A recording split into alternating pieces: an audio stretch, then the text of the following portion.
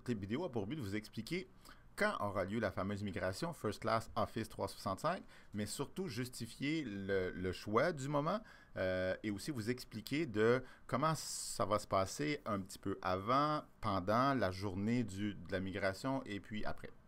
Donc, d'entrée de jeu, je vous précise que le fameux moment, c'est le 25 juin. 25 juin de cette année scolaire-ci, c'est-à-dire dans quelques semaines. Le 25 juin, pourquoi cette date pour la fameuse migration?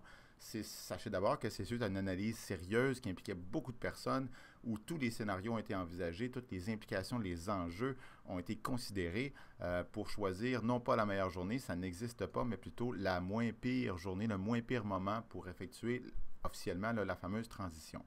N'oubliez pas qu'on est toujours dans un contexte où on veut abandonner First Class dans un petit peu une analogie qu'on fait souvent là, avant que le bateau coule. Là. On est vraiment dans ces eaux-là avec First Class depuis quelques semaines et quelques mois.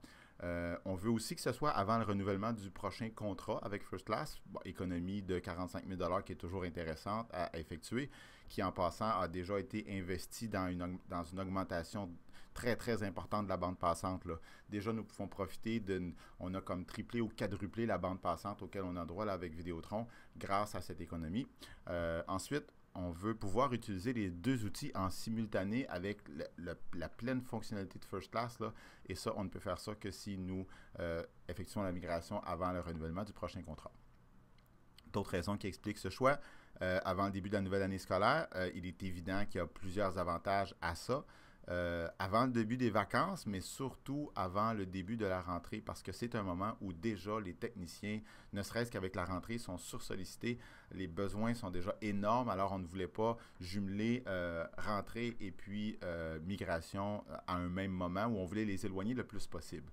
Ceci étant dit, plusieurs arguments là, semblent prôner un moment le plus tôt possible. Il ne faut quand même pas exagérer. On a gardé un sain équilibre parce qu'il y a beaucoup de travaux préparatoires qui restent à faire.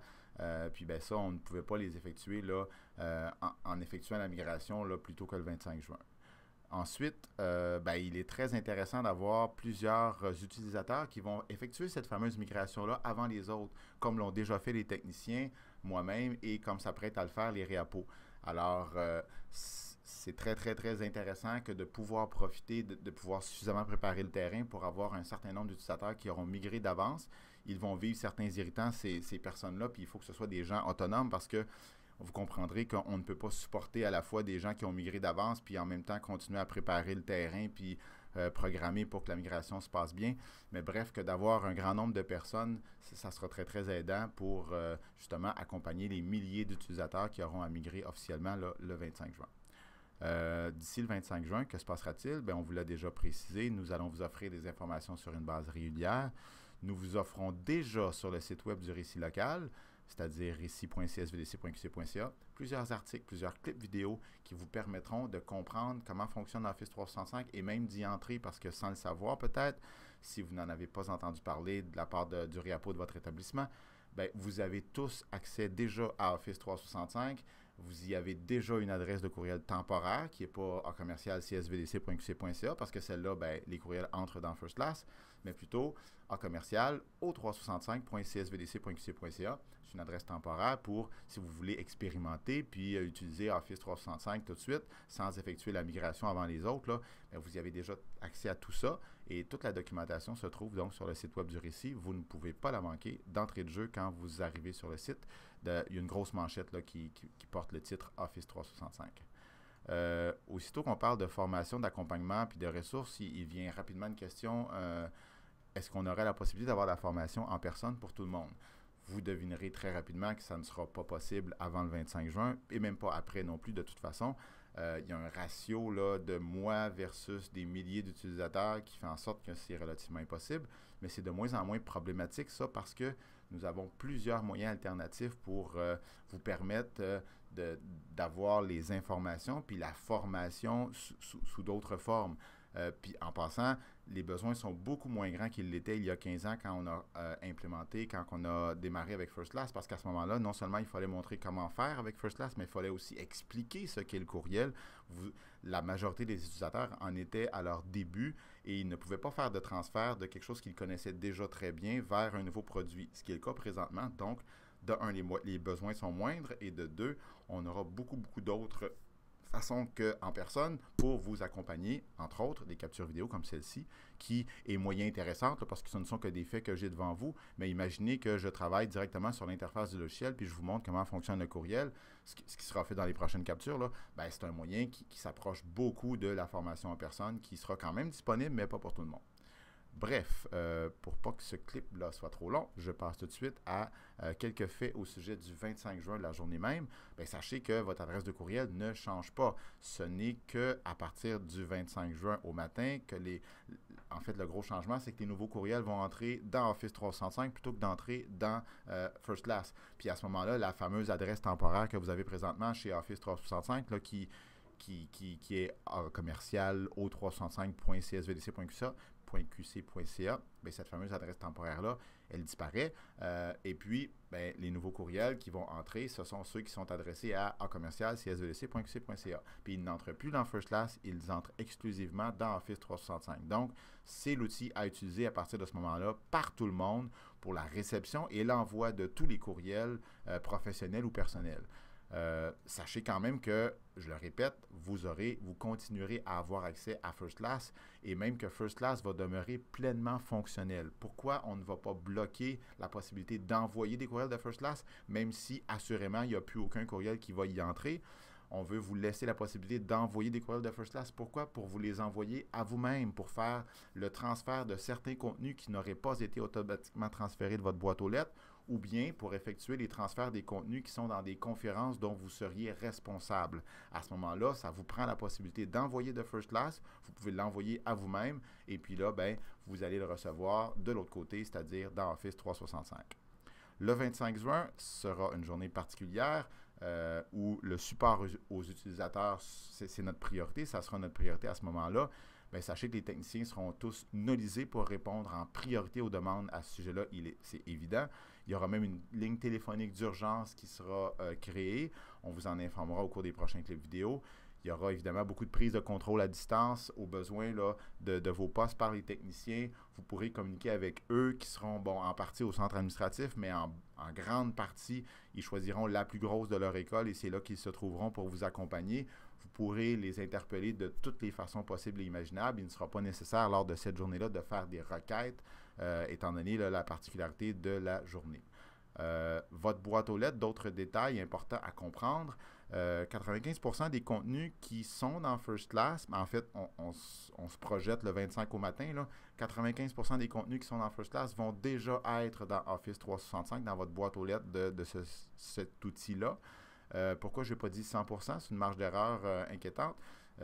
Sachez d'abord que pour la majorité des utilisateurs qui n'ont pas des utilisations là, particulières, ça sera 100%. Mais il y a une marge d'erreur inévitable parce qu'il y a certains contenus qui ne seront pas transférés automatiquement. Quels sont-ils? De un, tous les courriels qui ont des pièces jointes de plus de 25 MB ne seront pas automatiquement transférés. Ça ne devrait pas être présent. Tous les courriels qui proviennent de l'extérieur ne peuvent pas avoir des pièces jointes de plus lourdes que ça parce que tout le monde, sauf nous dans First Class, avait depuis toujours des limitations quant à la lourdeur des pièces jointes. Donc, ce ne sont que des courriels à l'interne qui ont peut-être été échangés entre vous et d'autres personnes qui pourraient correspondre à cette particularité-là. Il y a aussi les documents First Class qui ne seront pas transférés. Peu de gens ont des documents First Class dans leur boîte aux lettres. Il y a aussi la fameuse règle des 220 caractères. Tout ce qui se trouve dans votre boîte aux lettres et dont le chemin pour s'y rendre contient plus de 220 caractères ne sera pas transféré. Qu'est-ce que ça veut dire, ça? C'est que le script de programmation est quand même très puissant. Il pourra transférer non seulement ce qui est au premier niveau de votre boîte aux lettres, mais aussi tout ce qui est dans les dossiers, puis tout ce qui est dans un dossier, qui est dans un dossier, qui est dans un dossier. Donc, le script de programmation est en mesure d'aller forer puis de transférer même les contenants en plus des contenus. Par contre, si on aligne tous les noms des contenants et tout le nom du contenu finalement au bout de plusieurs niveaux de profondeur de contenant, là, si on aligne tout le nom du chemin pour se rendre à ça, et si ça contient plus de 220 caractères, bien ça s'arrête là. Le script de programmation ne peut pas transférer rien dont le nom du chemin contient plus de 220 caractères. Encore une fois, ça devrait être relativement rare que ça vous arrive, à moins que vous ayez beaucoup de dossiers dans des dossiers et que vous ayez la mauvaise habitude de donner des noms très, très, très longs. À ce moment-là, sachez que vous pourrez mettre First Class et Office 365 côte à côte et valider vous-même ce qui a été transféré ou pas, puis au besoin le transférer à la main, ou bien vous dire que de toute façon, vous allez continuer d'y avoir accès en archive, puis il est peu probable que vous en ayez besoin, bien laissez ça dans First Class, ce sera peut-être le choix que vous allez effectuer. Finalement, il y a une autre particularité en lien avec le script de programmation qui a effectué ce transfert-là et qui va le réeffectuer le 25 au matin. Ce sont les courriels non envoyés.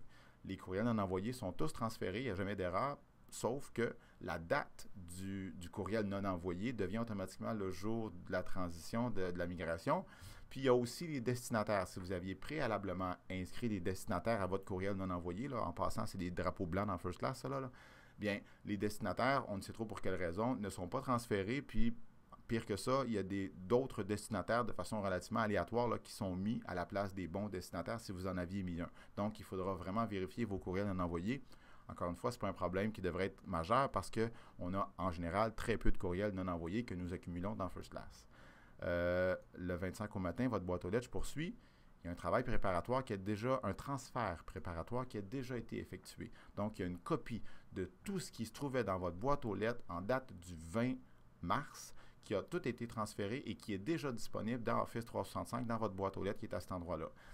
Pour cette raison-là, parce qu'il y a déjà une copie qui a été effectuée, puis en passant, nous n'avions pas le choix, nous devions effectuer ce transfert-là avant même de vous annoncer officiellement la migration, le moment, etc. Pourquoi? Parce que nous ne savions pas si ce fameux transfert d'une énorme quantité de données était pour prendre des jours, des semaines ou peut-être même des mois. Donc, on devait lancer ce fameux transfert-là, puis en date du 20 mars, il a été choisi de le faire.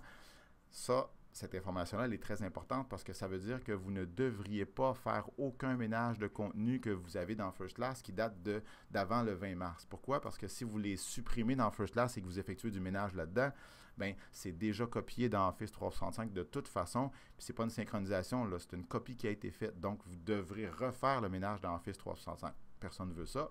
Donc, c'est important que vous le sachiez.